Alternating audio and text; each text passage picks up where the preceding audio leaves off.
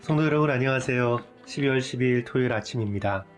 오늘 다같이 찬송가 285장 먼저 부르신 후에 말씀 나누도록 합니다.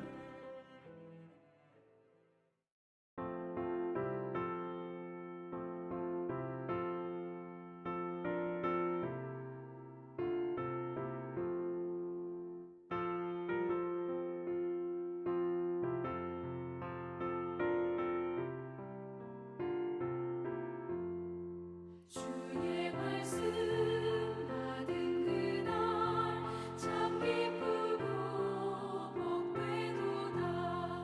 이 기쁜 마음 못 이겨서 온 세상에 전하노라. 기쁜 날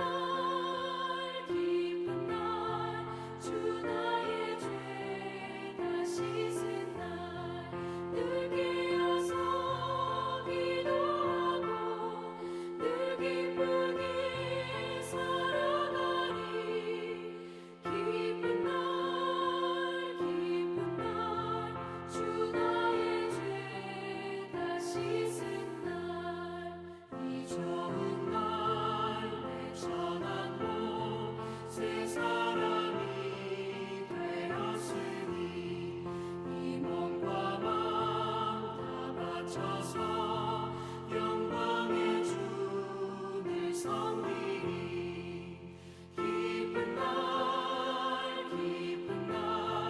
주 나의 죄 다 씻은 날 늘 깨어서 기도하고 늘 기쁘게 살아가리. 기쁜 날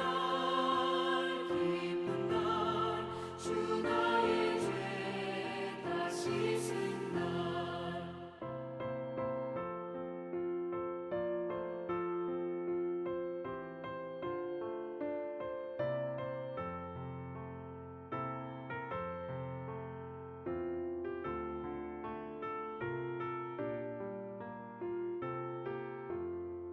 새 사람 된 그날부터 평안한 마음 늘 있어서 이 복된 말 전하느니 나의 본분 삼았도다. 기쁜 날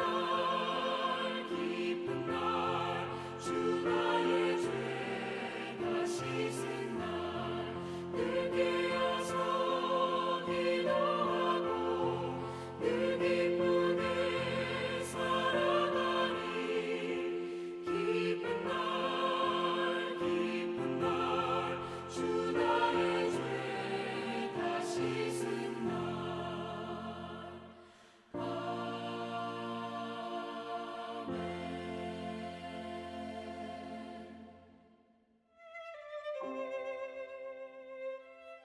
오늘 우리에게 주시는 본문 말씀은 다니엘 12장 5절부터 13절까지의 말씀입니다.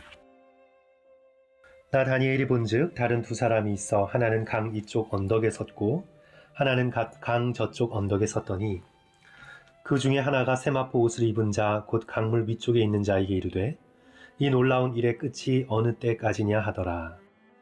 내가 들은즉 그 세마포 옷을 입고 강물 위쪽에 있는 자가 자기의 좌우 손을 들어 하늘을 향하여 영원히 살아계시는 이를 가리켜 맹세하여 이르되 반드시 한 때, 두 때, 반 때를 지나서 성도의 권세가 다 깨지기까지이니 그렇게 되면 이 모든 일이 다 끝나리라 하더라. 내가 듣고도 깨닫지 못한지라 내가 이르되 내 주여 이 모든 일의 결국이 어떠하겠나이까 하니 그가 이르되 다니엘아 갈지어다. 이 말은 마지막 때까지 간수하고 봉함할 것임이니라. 많은 사람이 연단을 받아 스스로 정결하게 하며 희게 할 것이나 악한 사람은 악을 행하리니 악한 자는 아무것도 깨닫지 못하되 오직 지혜 있는 자는 깨달으리라. 매일 드리는 제사를 폐하며 멸망하게 할 가증한 것을 세울 때부터 1290일을 지낼 것이요 기다려서 1335일까지 이르는 그 사람은 복이 있으리라. 너는 가서 마지막을 기다리라. 이는 내가 평안히 쉬다가 끝날에는 내 몫을 누릴 것임이라. 아멘. 다니엘의 마지막 말씀이죠.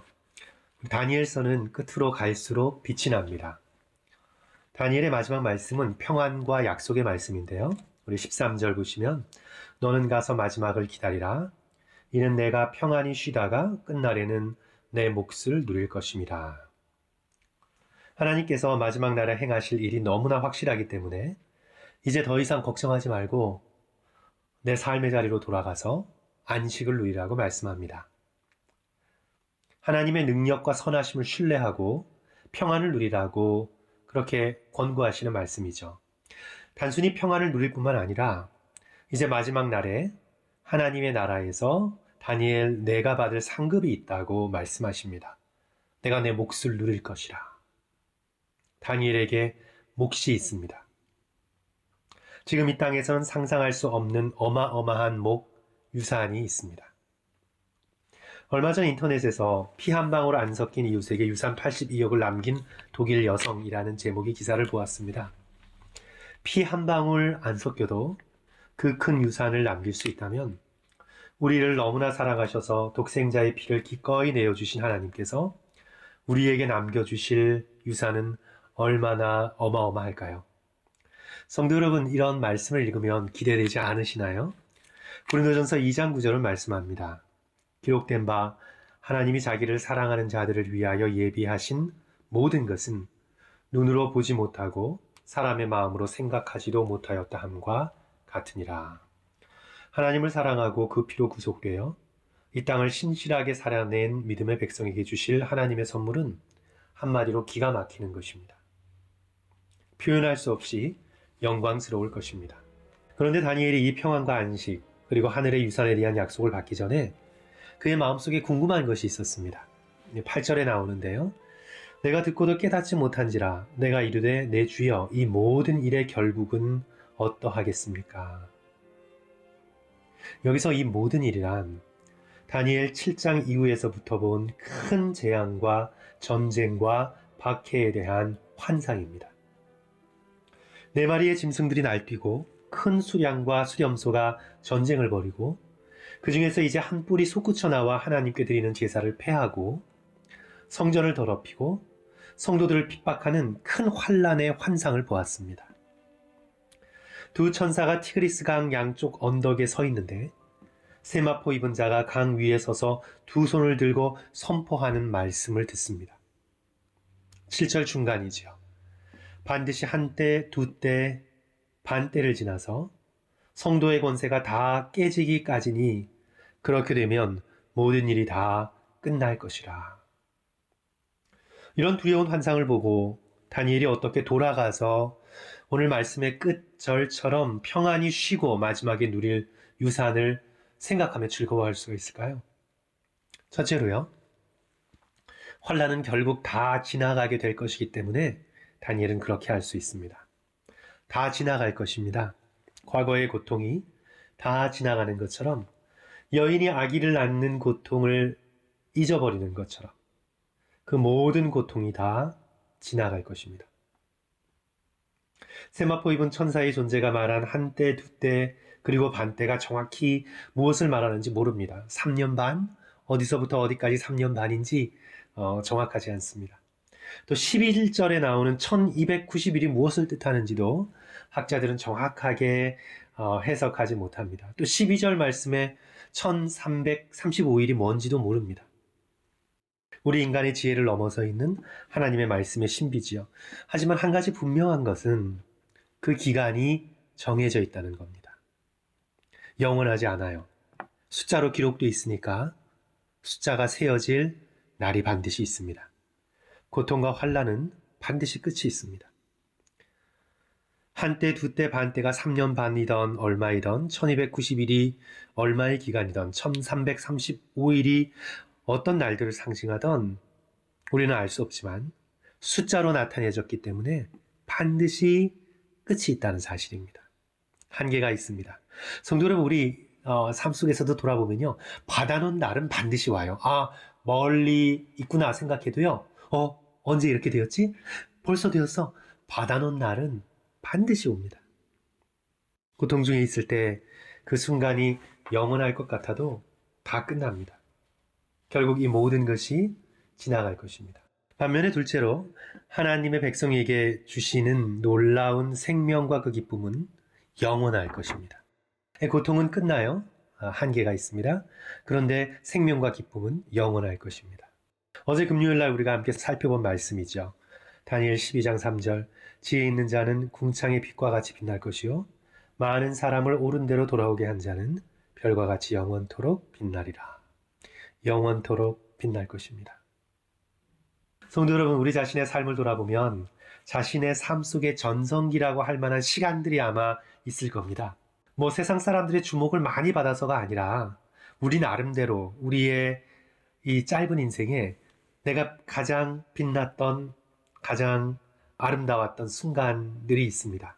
어떤 사람은 그게 풋풋한 젊음이 빛났던 때일 것이고 또는 직장이나 사업에서 성공하여 최고를 누리던 때였을 수도 있습니다. 어떤 경우든 우리 인생에 빛나던 시간이 있는데 성도 여러분, 그 시간은 정말 잠깐입니다. 우리 인생의 많은 부분이 고통과 시련을 견디는 것인데 그 잠깐 사이에 빛나는 순간들이 있습니다. 그런데 그 전성기는 너무나 잠깐이죠. 텔레비전에 연예인들이나 운동선수들을 보면 실감하게 되지 않습니까? 대부분의 나이 들어 은퇴한 연예인들을 보면 전성기 때의 모습을 찾아보기가 좀 어렵습니다. 더 나이 든 모습은요, 결국 일반이나 크게 다르지 않고요. 그리고 더 늙어가면요, 마지막 늙어가는 모습은 별 차이가 없습니다. 운동선수들도요, 나이 들면 전성기의 그 능력을 10분의 1도 발휘할 수 없습니다. 우리의 육체의 영광은 정말 잠깐입니다. 하지만 하나님께서 다니엘처럼 세 친구들처럼 그렇게 대단히 영웅적이진 못하지만 빛도 없이 이름도 없이 겸손히 주님을 섬긴 믿음의 백성들에게 주시는 약속은 영원히 빛날 것이다. 너는 이제부터 영원히 전성기를 누릴 것이다. 궁창의 빛처럼 하늘의 별처럼 너는 영원히 빛날 것이다.